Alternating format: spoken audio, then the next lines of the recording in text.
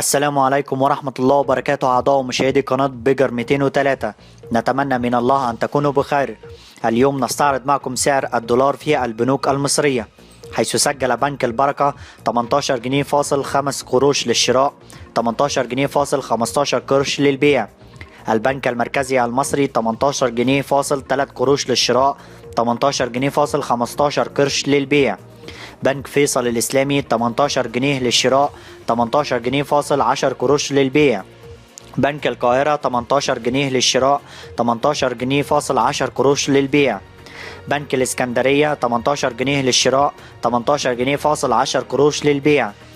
البنك الأهلي المصري 17 جنيه فاصل 95 قرش للشراء، 18 جنيه فاصل 5 قروش للبيع.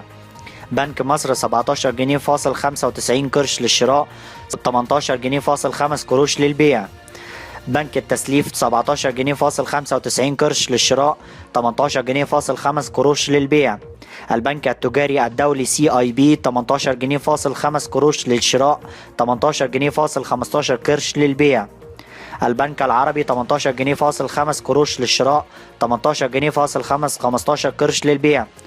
شكرا لكم أعضاء ومشاهدي قناة بيجر 203. لا تنسى الإعجاب بالفيديو والاشتراك في القناة ليصلك كل جديد في عالم الأسعار في مصر. والسلام عليكم ورحمة الله وبركاته. إن أعجبك الفيديو لا تنسى الإعجاب والاشتراك في القناة.